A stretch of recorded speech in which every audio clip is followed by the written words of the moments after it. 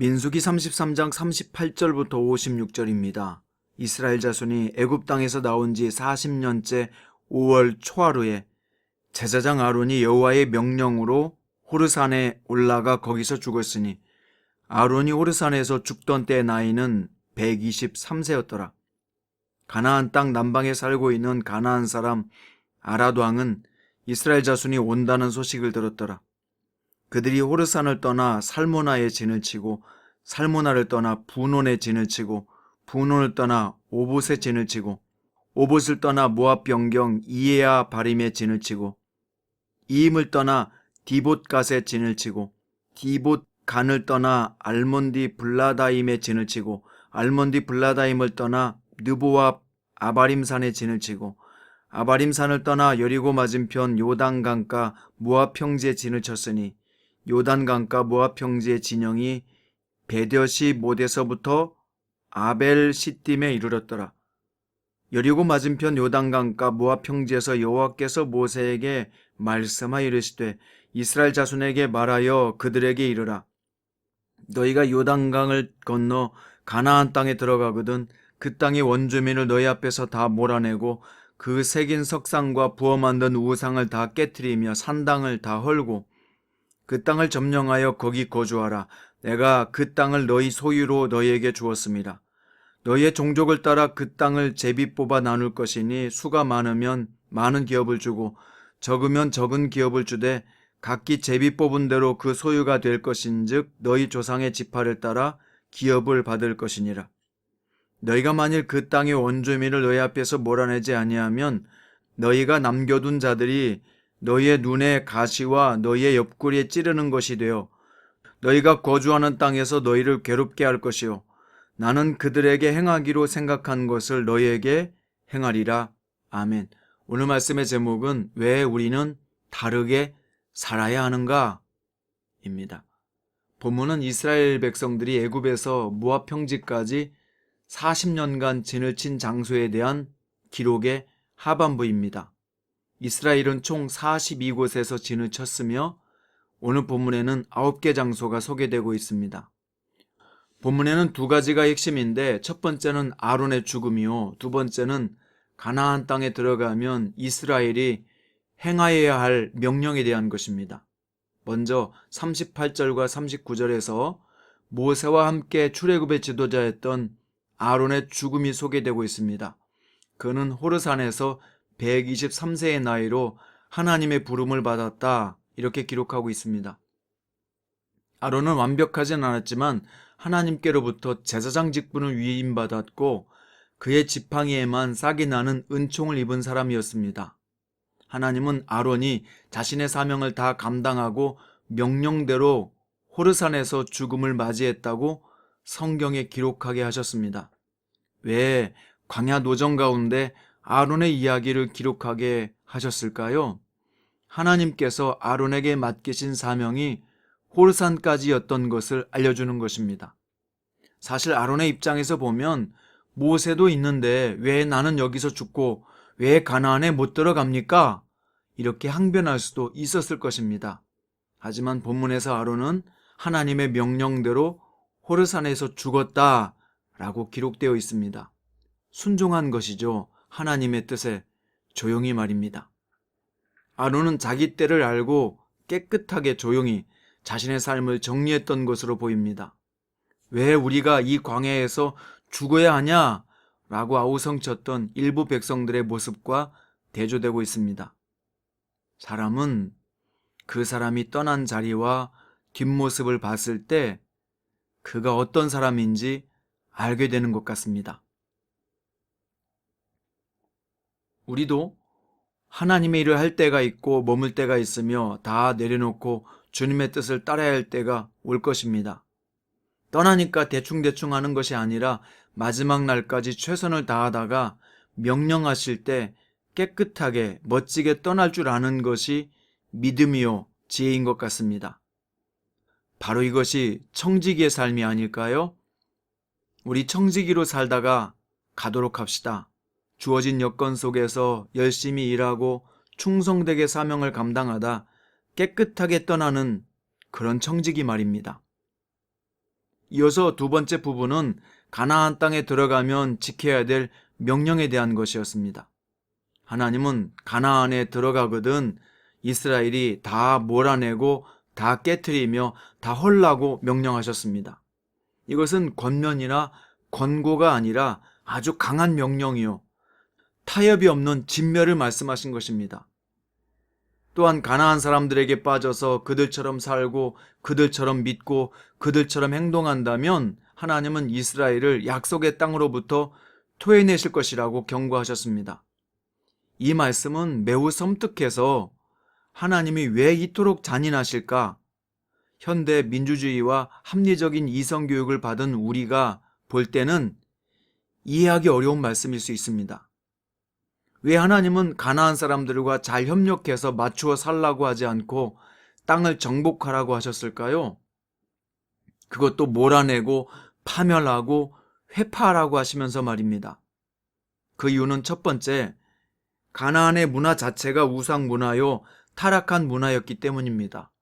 그래서 그들의 삶의 방식이나 문화를 수용하게 되면 이스라엘도 틀림없이 자신의 정체성을 잃어버리고 살게 될 것이 자명했기 때문입니다. 두 번째는 철저하게 진멸하지 않고 수용하게 되면 결국 그 수용이 눈에 가시가 되고 옆구리를 찌르는 바늘처럼 되고 말 것이기 때문입니다. 가시와 바늘은 매우 작지만 이게 신체에 붙어 있으면 고통을 주다가 나중에는 온몸을 상하게 하는 위험이 되듯이 가나안 원주민과 문화를 수용하게 되면 나중에 커다란 후환이 되어 이스라엘이 패망하게 할 것이기 때문이었습니다. 그럼 나 살자고 남을 그렇게 짓밟아도 되는 겁니까? 이런 반문이 나올 수 있습니다. 그것은 이스라엘에게는 특별한 사명을 받았기 때문이에요.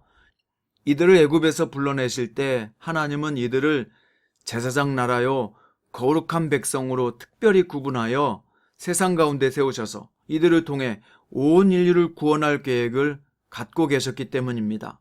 이들이 타락하면 세상을 대표할 제사장 나라가 없어지게 되고 이 세상을 구원하기 위해서 오실 메시아이신 예수 그리스도께서 오실 길이 없어지기 때문입니다. 그래서 다 타락해도 이들만은 하나님을 경외하며 신앙을 지켜야 될 이유가 있었던 겁니다. 예를 들자면 거대 여객선에 탄 사람들이 다 만취해서 흥청거리고 있을지라도 그 배를 운항하는 책임을 진 선장과 항해사는 정신을 차리고 있어야 되는 것과 같은 형태입니다. 그럼 바로 이 말씀은 지금 이 시대를 사는 우리 그리스도인들에게는 어떤 메시지를 주고 있을까요? 이 말씀을 어떻게 적용하며 사는 것이 올바른 해석이 될까요? 바로 이 시대에는 우리가 깨어 있어야 될 하나님의 나라 백성이라는 것입니다. 온 세상이 다 타락하고 흥청거리고 하나님의 말씀을 처박아 놓고 짓밟고 있어도 우리 그리스도인들만큼은 하나님의 뜻을 받들고 그분이 맡겨주신 복음과 십자가의 사명을 붙잡고 이 거대하고 험난하게 불어닥치는 세파의 파도와 싸우며 견디고 있어야 합니다.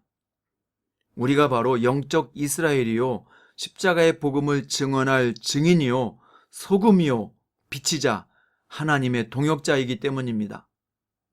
그래서 우리 예수님의 제자들은 이렇게 어려운 시대 속에서도 교회가 욕을 먹고 신자들이 비방을 당하거나 믿는다는 사람들이 처참하게 세상 속으로 휩쓸려가는 상황을 보면서도 어느 곳 어느 때에도 안식이 없고 사람들에게 위로를 받지 못해도 우리는 우리 정체성을 지켜내야 하는 것입니다. 예수님의 제자로서 복음의 등불을 높이 들고 이 빛이 꺼지지 않도록, 그래서 한 생명이라도 이 빛을 보고 나아와 구원을 얻도록 살아남아 지켜내야 합니다.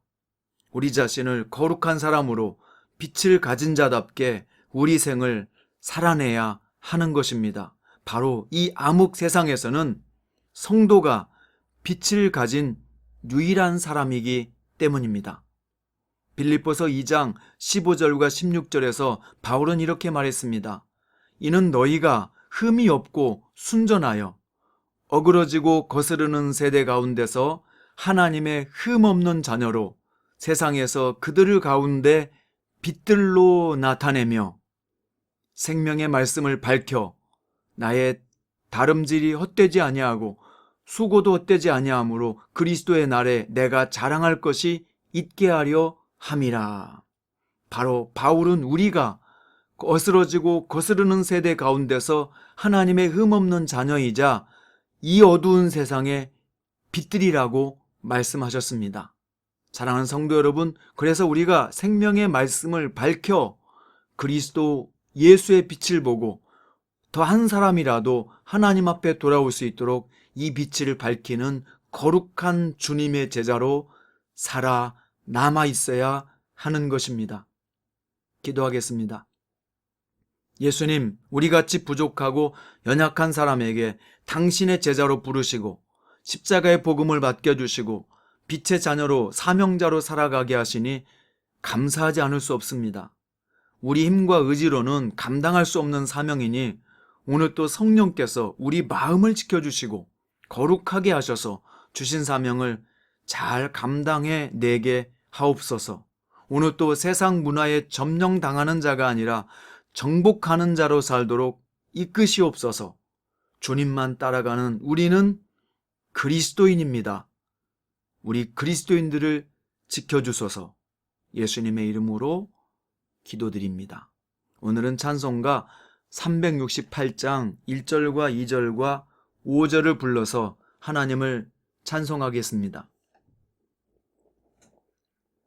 주 예수여 은혜를 내려주사 곧 충만케 하옵소서. 이 줄이고 목마른 나의 맘에 주 성령을 부으소서. 주 예수여 충만한 은혜 내 영혼에 부으소서. 주 예수만 나의 힘 되고 내 만족함 됩니다. 주 예수여 죄에서 풀어주사 날 정결케 하옵소서. 이 세상의 유혹이 나의 맘에 틈 못하게 하옵소서. 주 예수여 충만한 은혜 내 영혼에 부으소서. 주 예수만 나의 힘 되고 내 만족함 됩니다. 내 마음에 임하신 주의 성령 늘 계실 줄 믿습니다. 그는 은사를 나에게 부어주사 주 섬기게 하옵소서. 주 예수여 충만한 은혜 내 영혼에 부으소서. 주 예수만 나의 힘 되고 내 만족함 됩니다.